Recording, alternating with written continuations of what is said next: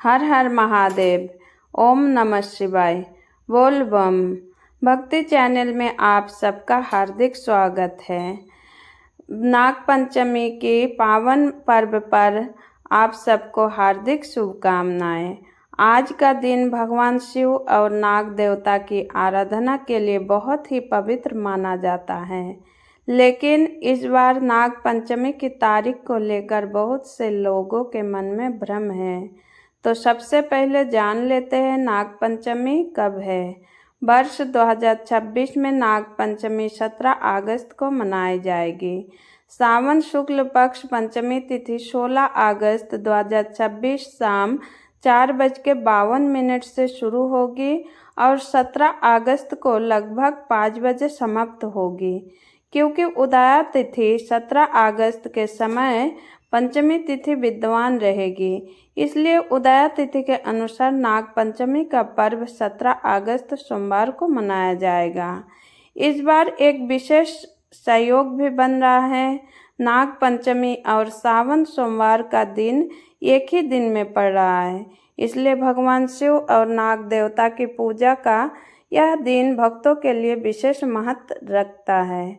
नाग पंचमी की पूजा एक प्रमुख शुभ समय सुबह 6:04 से शुरू होकर 8:39 तक रहेगा। इसलिए सुबह जल्दी स्नान कर स्वच्छ वस्त्र धारण करके इस शुभ समय के आसपास भगवान शिव और नाग देवता की पूजा कर सकते हैं। ध्यान रखें कि पूजा के मुहूर्त शहर और पंचांग के अनुसार थोड़ा सा अंतर हो सकता है, इसलिए इन स्थानीय पंचांग को भी देख लें। अब सवाल है, नाग पंचमी हम क्यों मनाते हैं? भगवान शिव के गले में नाग क्यों रहता है? वासुकी नाग का समुद्र मंथन से क्या संबंध है? भगवान शिव ने विष क्यों पिया था? उनका नाम नीलकंठ कैसे पड़ा? सबसे महत्वपूर्ण बात, भगवान विष्णु को मोहिनी रूप धारण क्यों करना पड़ा और अमृत किसे मिला? तो आइए आज की इस पूरे पौराणिक कथा को हम सरल भाषा में जानते हैं। नाग पंचमी क्यों मनाई जाती है? नाग पंचमी सावन मास की शुक्ल पक्ष पंचमी तिथि को मनाई जाती है। इस दिन नाग देवता की पूजा की जाती है। सनातन परंपरा में नागों को केवल एक जीव के रूप में नहीं बल्कि नाग देवता के रूप में भी सम्मान दिया गया है। भगवान शिव के गले में नाग विराजमान है। भगवान विष्णु शेष नाग के चेहरे पर विराजमान होते हैं, इसलिए नागों का संबंध भगवान शिव और भगवान विष्णु दोनों से जुड़ा है। नाग पंचमी हमें प्रकृति के प्रति सम्मान करना भी सिखाती है। हमारे जीवन में हर जीव का अपना महत्व है, इसलिए नाग पंचमी के दिन यह संकल्प लेना चाहिए, हम किसी जीव को बिना कोई कष्ट नहीं पहुंचाएंगे। कोई जीव को। भगवान शिव को हम जल क्यों चढ़ाते हैं? अब सबसे महत्वपूर्ण बात, शिवलिंग पर जल क्यों चढ़ाया जाता है? इसका समुद्र मंथन की प्रसिद्ध पौराणिक कथा से जोड़ा जाता है। बहुत समय पहले देवता और असुरों ने मिलकर समुद्र मंथन करने का निर्णय लिया था। उद्देश्य था अमृत प्राप्त करने का। अमृत को देवता और असुर ने दोनों अमृत प्रदान करने वाला दिव्य पदार्थ माना गया है, लेकिन समुद्र का मंथन करना आसान नहीं था। इसके लिए मंदराचल पर्वत को मथनी बनाया गया और रस्सी के रूप में चुना गया वासुकी नाग को। वासुकी नाग और समुद्र मंथन। वासुकी नाग को मंदराचल पर्वत के चारों ओर लपेट दिया गया। एक तरफ देवता खड़े हुए, दूसरी तरफ असुर। दोनों वासुकी नाग को पकड़कर समुद्र मंथन को मथने लगे। समुद्र को कभी देवता अपनी ओर खींचते, कभी असुर अपनी ओर। इस प्रकार समुद्र का मंथन शुरू हुआ, लेकिन मंदराचल पर्वत समुद्र में डूबने लगा। तब भगवान विष्णु का रूप धारण किया। उन्होंने अपनी पीठ पर मंदराचल पर्वत का धारण किया। अब समुद्र मंथन फिर से शुरू हो गया। और इसी समुद्र मंथन से एक बात दिव्य वस्तुएं प्रकट होने लगी। लेकिन अमृत से पहले एक ऐसी भयानक चीज भी निकली जिसे देखकर देवता और असुर दोनों भयभीत हो गए। वह क्या था? वह हलाहल विष। हलाहल विष से मचा संसार में संकट। हलाहल विष इतना भयंकर था कि उसकी विषैली शक्ति से पूरा संसार संकट में पड़ने लगा। देवता परेशान हो गए, असुर घबरा गए, सभी प्राणी संकट में पड़ने लगे। अब प्रश्न था, इस विष को कौन धारण करेगा? किसमें इतनी शक्ति है कि वह भयंकर विष को रोक सके? तभी देवता भगवान शिव की शरण में पहुँचे। देवता ने महादेव से प्रार्थना की, हे भोलेनाथ, हे महादेव, संसार की रक्षा करो। अब केवल आप कर सकते हैं, आप ही का सहारा है। भगवान शिव करुणा के सागर हैं। उन्होंने संसार को बचाने का निर्णय लिया और भगवान शिव ने उस भयंकर हलाहल विष को अपने हाथ में उठाकर लिया और फिर महादेव ने विष को पी लिए। लेकिन भगवान शिव ने विष को अपने शरीर के अंदर नीचे नहीं जाने दिया। उन्होंने उसे अपने ही कंठ में रोक लिए। विष का प्रभाव से भगवान शिव का कंठ नीला हो गया और तभी से उनका नाम नीलकंठ पड़ा। नीलकंठ वाले भगवान। यही कारण है भगवान शिव के त्याग और करुणा को याद करते हुए उनकी पूजा किए जाते हैं। नीलकंठ भगवान की जय। अब शिव पर जल क्यों चढ़ाते हैं? मान्यता है कि हलाहल विष की तीव्रता को शांत करने के लिए भगवान शिव पर जल अर्पित किया गया। इसे परंपरा से भगवान शिव के लिंग पर जल चढ़ाने का धार्मिक महत्व जोड़ा जाता है। इसी सावन में भक्त दूर दूर से गंगा जल लेकर आते हैं, शिव मंदिर पहुंचते हैं और भगवान शिव को जल अर्पित करते हैं।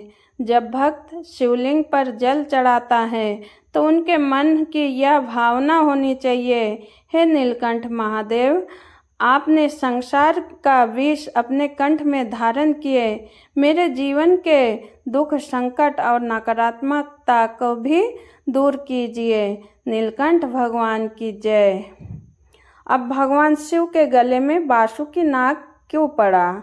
एक महत्वपूर्ण बात यह भी है, बासुकी नाग भगवान शिव के गले में क्यों विराजमान है? धार्मिक परंपरा में बासुकी को भगवान शिव का प्रिय नाग माना जाता है। समुद्र मंथन में बासुकी नाग ने देवता और असुरों के लिए रस्सी का काम किया, अर्थात बासुकी ने संसार का कल्याण के लिए समुद्र मंथन में महत्वपूर्ण भूमिका निभाई। भगवान शिव के गले में नाग हमें एक गहरा संदेश देता है। जिस नाग से सामान्य मनुष्य भयभीत होता है, वही नाग महादेव के गले का आभूषण बन जाता है। इसका भाव यह है, महादेव भय के भी स्वामी है। जो व्यक्ति अपने भय और अहंकार पर विजय प्राप्त कर लेता है, वह जीवन में मजबूत बन जाता है। बोलो नीलकंठ भगवान की जय।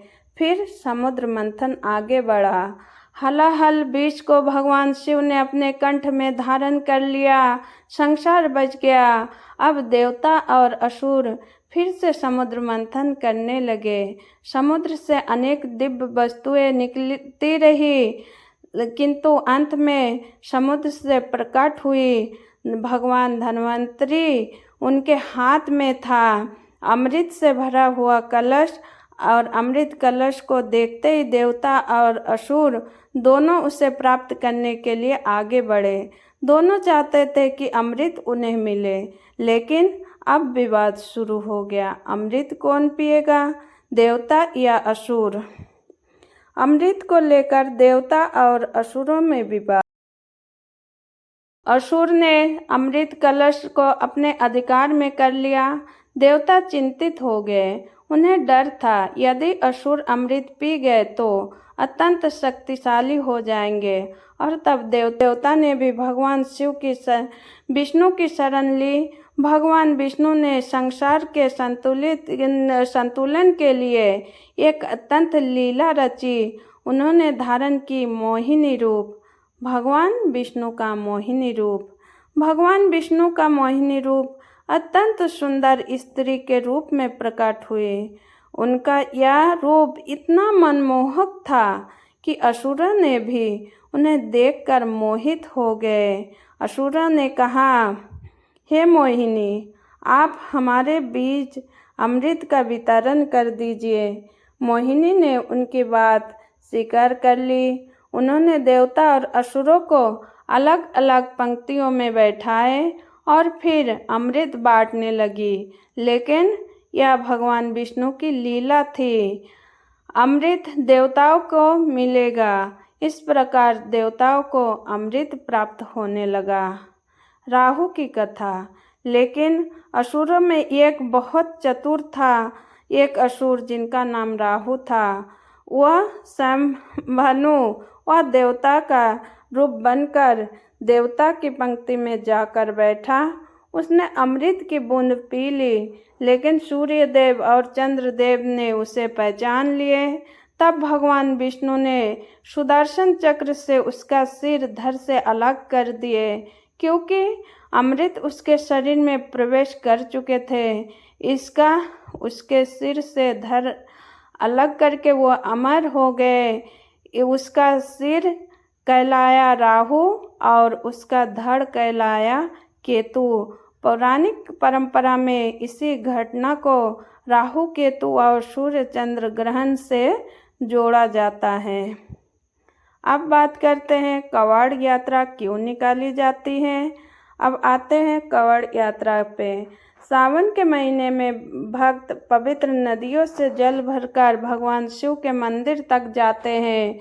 कई भक्त गंगा जल लेकर पैदल यात्रा करते हैं, कांधे पर कांवड़ रखते हैं और मंदिर पहुंचकर वही जल भगवान शिव को अर्पित करते हैं। यह यात्रा भक्त के लिए एक संकल्प और तपस्या का रूप है। कांवड़िया रास्ते भर भगवान शिव का नाम लेते हैं, बोल बम बोल बम बोल बम हर हर महादेव। और जब वो लिंग पर जल चढ़ाते हैं तो वह उसके मन में सिर्फ एक ही भावना होती है, हे भोलेनाथ, मेरी श्रद्धा स्वीकार कीजिए, हे महादेव। अब सावन में इस शिव जी का पूजा क्यों की जाती है। सावन मास भगवान शिव को क्यों समर्पित माना जाता है। वर्षा ऋतु में चारों ओर हरियाली होती है, नदियों और जल का महत्व बढ़ जाती है। इसी समय भगवान शिव का जल अभिषेक करते हैं। सावन के सोमवार के विशेष रूप से भगवान शिव की पूजा की जाती है। इस वर्ष 17 अगस्त को नाग पंचमी का सोमवार का संयोग होने के कारण भगवान शिव और नाग देवता की पूजा का विशेष अवसर है। नाग पंचमी की पूजा कैसे करें। नाग पंचमी के दिन सुबह जल्दी उठे, स्नान करें, भगवान शिव का ध्यान करें, शिवलिंग पर जल अर्पित करें, बेलपत्र चढ़ाए, फूल अर्पित करें, भगवान शिव का ओम नमः शिवाय मंत्र का जप करें। इसके बाद नाग देवता का स्मरण करें। उनके तस्वीर या प्रतिमा की पूजा कर सकते हैं और प्रार्थना करें, हे नाग देवता, हमारे परिवार की रक्षा करें, हमारे घर में सुख शांति बनाए रखें। ध्यान वास्तविक भाव, श्रद्धा और प्रकृति के प्रति सम्मान है। अब नाग पंचमी का सबसे बड़ा संदेश। नाग पंचमी में केवल हम नाग देवता की पूजा नहीं सिखाती, यह प्रकृति का सम्मान करना भी सिखाती है। समुद्र मंथन हमें सिखाता है कि जीवन में जब मथना है तो पहले विष भी पहले निकलेगा, लेकिन हमें भगवान शिव से सीखना चाहिए। विष को दूसरे पर नहीं उगलना, अपने क्रोध को रोकना है, अपने अहंकार को नियंत्रित करना है और जीवन में शांति बनाए रखनी है। भगवान शिव ने संसार के लिए विष धारण किए, इसलिए वह नीलकंठ महादेव कहलाए। वासुकी नाग ने समुद्र मंथन का सहयोग किया, इसलिए नाग देवता भी पूजनीय माने जाते हैं। और भगवान विष्णु ने मोहिनी रूप धारण करके देवताओं को अमृत पिलाया। इसी पूरी कथा का संदेश है कि सत्य, त्याग, धैर्य और अंत में विजय प्राप्त होता है।